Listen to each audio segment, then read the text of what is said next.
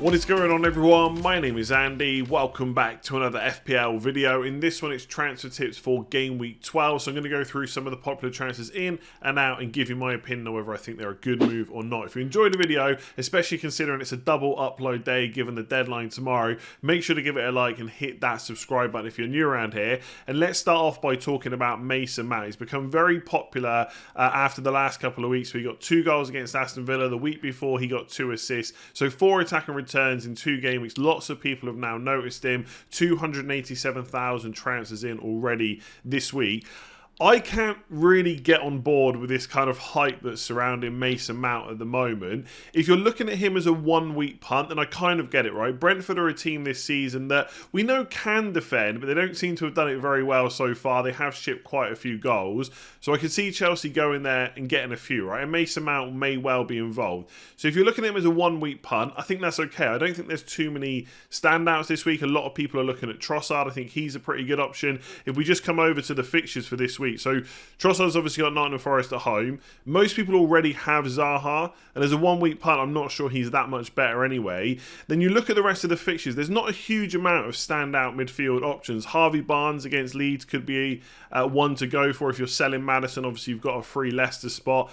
I'm not seeing a huge amount of other options, so I don't hate him as a pick as a 1 week kind of punt. But it's a long-term option, like people talking about maybe keeping him on after that. The fixtures are just not great, right? Man United at home, Brighton away, Arsenal at home, Newcastle away. I mean, these are games that Chelsea can score in, but I wouldn't expect them to go into most of these games and score a lot of goals. And I think when you're looking at Mason Mount at 7.7 million, he's almost, in and around the £8 million bracket. So he's competing with the likes of Saka and Foden, who you're definitely going to want over Mason Mount long term. And even Zaha, who hasn't performed well so far, he has got better fixtures and he is on penalties as well.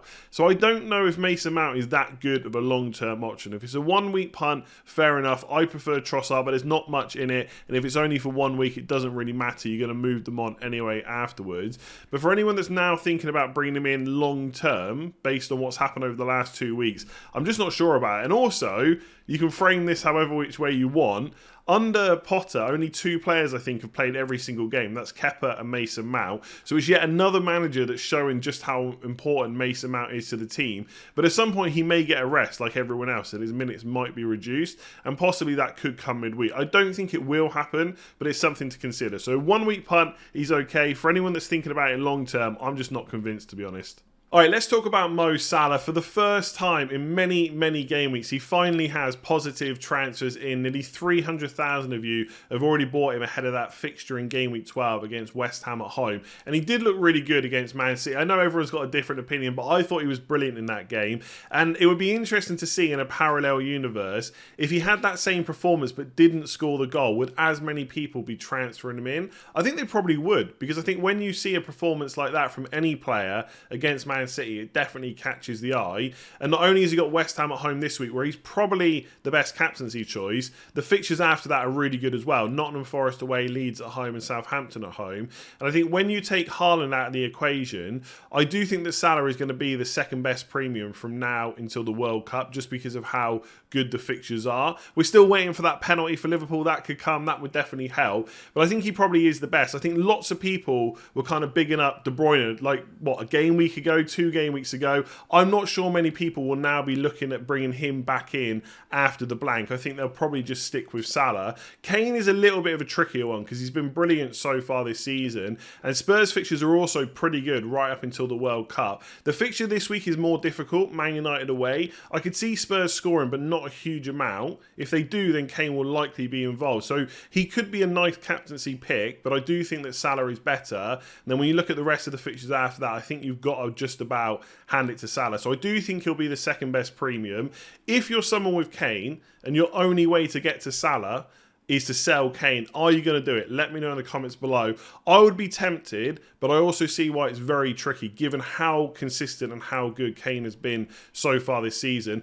Otherwise, general analysis, let's do the whole say the line, Andy. His underlying stats are looking pretty good. 0.5 expected goals per 90, 0.21 expected assists per 90. All really decent numbers. All we need really is for those goals and assists to go up a little bit. But 5.9 points a match is still good. I know most people are not going to captain him when Haaland is back and playing. There is maybe a case to captain him against either Forest or Leeds. I think Haaland's got Brighton at home in 13 and Leicester away in 14. So you could make an argument for Salah.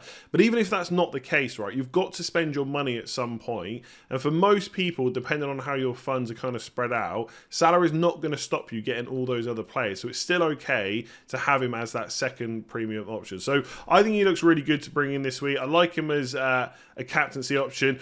I know a lot of people are kind of pinning hopes on the fact that he will stay central, right? Because obviously they're playing this 4-4-2. He did start off by playing kind of right midfield. Now he's playing as a striker. You would hope that Klopp has obviously seen how good he is and will continue playing him there.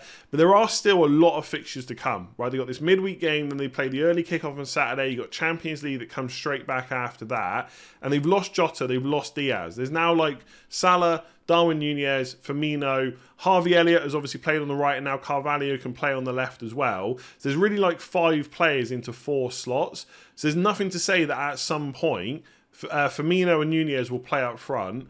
Salah will go to the right, maybe to give Elliott a break, and then Carvalho, or maybe even Elliott, could play on the left as well. So I don't think necessarily that we're going to see Salah every single game as a striker, but I don't think that necessarily makes his points that much worse, right? He's not suddenly become a worse player just because he's playing on the right. We just need to not see a game where he's pinned on the touchline trying to cross balls into Núñez, which has happened at times. So hopefully he'll mostly play central, but I just wanted to mention that because it's not guaranteed. But in terms of captaincy, looks really good. I think at this point, just really quickly, this isn't really about Salah, but most players you're bringing in now, most players, not all of them, you're going to want to try and get ones that you can hold all the way up until the World Cup. We've only got 5 game weeks left. There's not really too many games where you can start bringing players in, then taking them straight back out. We're going to get more injuries and stuff to deal with, just like we have with Reece James, for example, over the last couple of game weeks. So just bear that in mind. I think if you get Salah in, you're holding him till the World Cup, and I don't see any issues with that. All right, let's quickly touch on Kevin De Bruyne, who has obviously had a brilliant season so far. He's actually assisting at more than 1 assist per 90 minutes,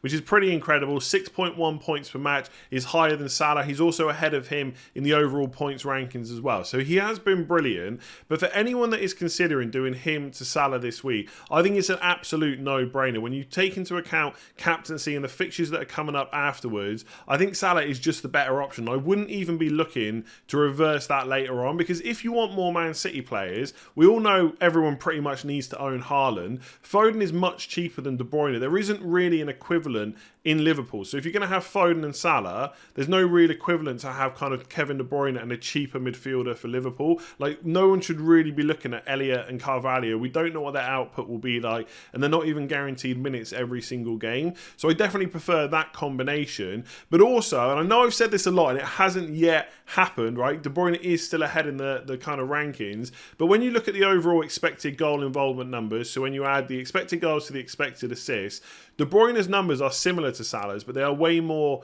geared towards assists. And eventually, when Salah starts banging in the goals more regularly, he is just going to overtake De Bruyne for points. And I definitely think he's going to outscore him from game weeks 13 to 16. Adding to the fact that Salah's minutes are generally better and he's got penalties, which he hasn't had any yet. But as soon as they start creeping in, suddenly the points start going up. So if I've got Kevin De Bruyne, unless I've got lots of other fires to put out, lots of other injuries and stuff like that, and I can bench him and just have him back for game week 13, I don't really see any reason why I wouldn't just switch him to Mo Salah. So if you've got De Bruyne and you're not considering doing that switch, and there are probably reasons that I haven't thought of, do leave me a comment below. But ultimately, I think you can get rid of him pretty risk-free. You're not going to captain him anyway. Even if you're not going to captain Salah, Salah is more of a goal threat and has better fixtures and has penalties. I just don't see why you wouldn't sell him ahead of a blank. All right, now let's talk about Reece James. I did think that most people will have sold him last week, but he's had over 600,000 transfers out so far this week. And I guess some people kept hold of him, hoping that he would be back for maybe game week 12, maybe game week 13. But by the looks of it, he's going to be out until the World Cup at least. So it's a good player to look to move on. If you're in a position where maybe you don't have 3 City and Arsenal players, you could look to delay this move until game week 13 and possibly bring in an Arsenal defender. That wouldn't necessarily be a bad move, but I don't think Arsenal defenders are so good that you need to hold off kind of transferring him out. So if there's someone you can get decent points from this week and has good fixtures going forward, I would just make the move this week. So this isn't really about whether or not you should sell him. You definitely should be selling him some point soon. It's more about who you should be looking to bring in. So we'll go to the FPL page, right? Kieran Trippier is the obvious one. To be fair, he's already owned by 57.5% of all FPL managers. So most of you probably have him, but I only got him in last week. So if you're like me and you've been putting it off, this is a pretty good week to bring him in. Everton at home is a decent fixture. They've still got Villa at home and Southampton away to play as well. Now they do have Spurs away in 13 and Chelsea at home in 16, which aren't necessarily ideal fixtures, but I don't think you're too worried about playing him in them either. They just got a clean sheet against Man United. He is playing in a decent defence. He's also fairly attacking. And if you think about how, when they're absolutely on it and in great form, the likes of James and Cancelo and Trent, you wouldn't even think about benching them in any fixture. I think we can almost think of Trippier in a similar way. The defence isn't quite as good as those teams in their prime. He's not necessarily as attacking as some of those players, but in both aspects, he's not that far off. So I think if you've not got Trippier, he looks like a really good option. I wouldn't completely rule out getting a Liverpool defender, right? I know they haven't played great. They did defend very well against Man City. You do see this with teams sometimes where they're just really up for a game and they almost play better than they do in other fixtures. So we just got to hope they can defend that well against West Ham, Forest, Leeds, etc. But we know they've got the quality of player to do that. So you could definitely look at it.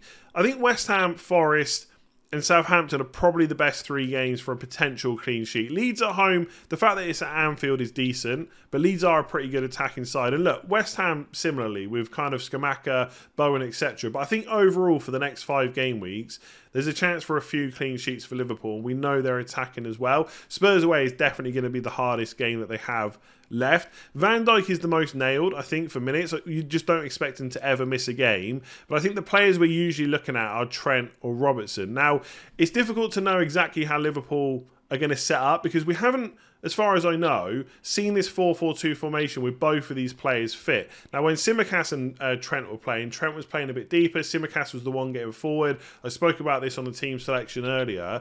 That could be good for Robertson, but I would never rule Trent out of the conversation. He is probably the one that I would go for. I also think that Tsimikas is more of a concern for minutes for Robertson than maybe Milner is for Trent Alexander-Arnold. Again, there's lots of games coming up, right? We know they play Wednesday, then the early Saturday kickoff, then they've got Champions League. We shouldn't really be surprised if many players miss a game from now until the World Cup. But I do think if I was going to get one, I would take the risk on the more attacking Trent or Robertson rather than going for Van Dijk. We know that he can score, right? We get that. He can definitely get goals from set pieces, but I still think Trent and Robertson are more likely to get you an attack and return in any given game. Some people are looking at Gomez. He has played well, but I think we could see, like when Matip or Konate are back, we could see Gomez get a rest at some point. And yes, he's 4.5 million, but I just don't think we need the money at this point. So I just probably wouldn't go there personally.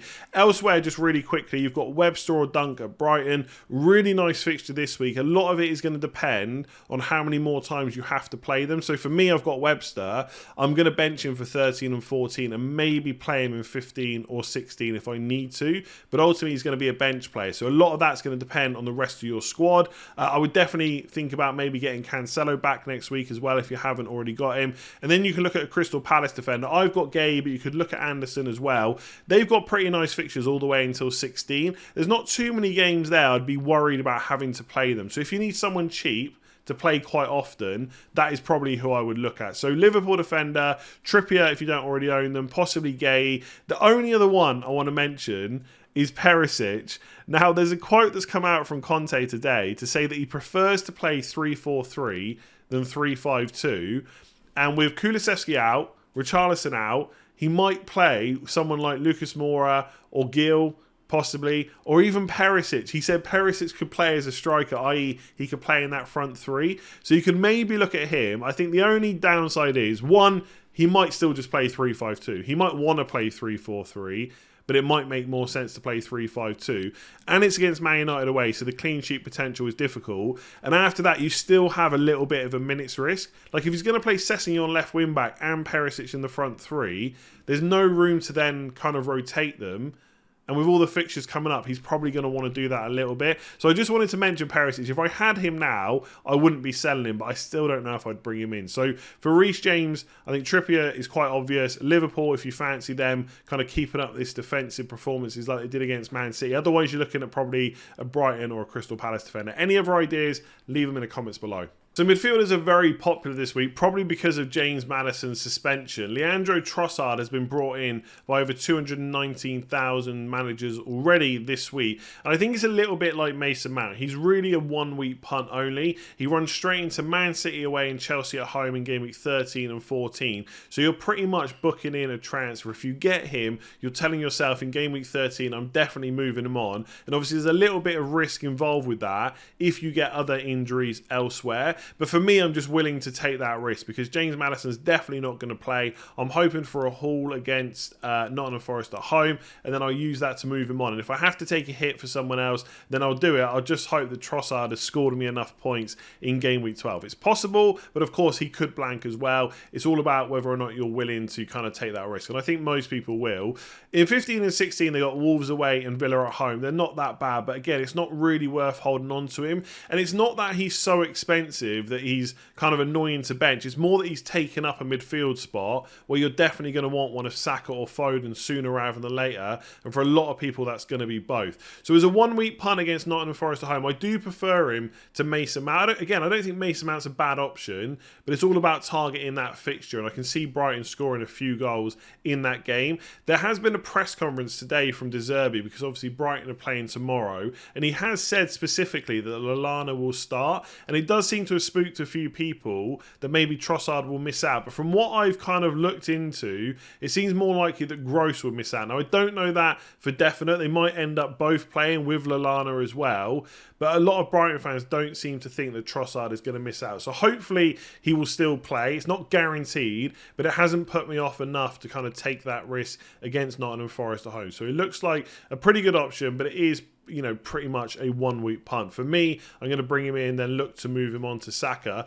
Just really quickly, right, and this is kind of not looking at Trossard, I've been trying to think about whether there's anyone else I'm kind of missing out in terms of cheap-ish midfielders, so around that £7 to £8 million mark, because that's what people have to spend if they're selling Maddison this week. Because sometimes like I pick a player and then I just get kind of tunnel vision where it's only them and I don't consider any other options.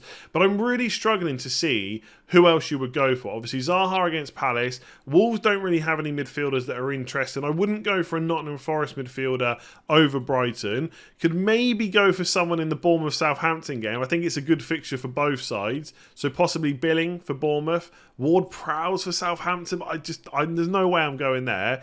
You've got Mason Mount, who we've already talked about. The main options for Brentford are forwards in Bomo and Tony. Liverpool don't really have any cheap midfielders we probably should be looking at. And maybe Harvey Elliott or Carvalho as a punt you could look at against West Ham. But I don't think it's that good of a fixture to like kind of take that minutes risk. I do think Salah's a great captain, but I don't think it's worth taking that minutes risk on a cheaper forward. For West Ham, you got Bowen. If you want Bowen, you really want him for the fixtures after Liverpool.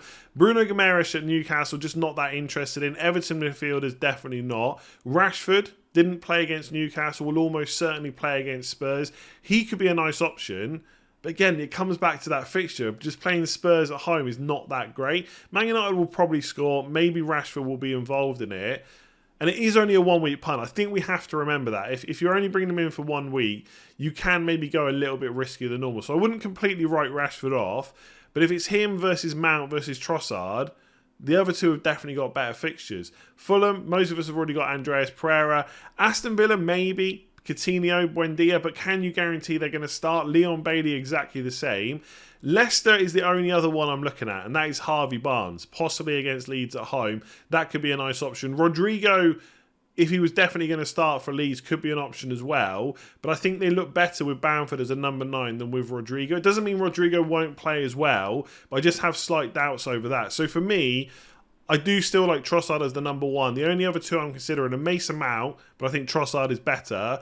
and then possibly Harvey Barnes. I've got a bit of a soft spot for Harvey Barnes. I've owned him a few times over kind of the last 2 to 3 seasons, since whenever, you know, he's been an option at Leicester, and he has been good. I don't think Leeds defensively are necessarily the same Leeds as they were when they first came up to the Premier League, especially not under Marsh. So there is that consideration as well, but I always expect them to concede. So Harvey Barnes could be a consideration, but right now I'm on Leandro Trossard. Let me know if you're going for him with a 1-week punt. There are some people out there that are just going to hold Maddison, roll the transfer, and just get Foden and Saka both in game week 13. I don't think that's necessarily a bad call whatsoever. Let me know in the comments below if you're doing that. But I'm definitely going to try and get some points against Nottingham Forest at home, I think. If you've enjoyed that video, make sure to give it a like, hit that subscribe button. I will be back tomorrow with the game week preview. Should be fairly early in the day. And obviously, then we'll have a deadline stream later on until we get to the game week 13 deadline. Then straight away we'll be looking... the game week 12 deadline. Then we'll be looking ahead to game week 13 for the rest of the week. So thank you very much for watching. Hit the like button if you enjoyed it. Subscribe if you're new around here, and I'll catch you again tomorrow.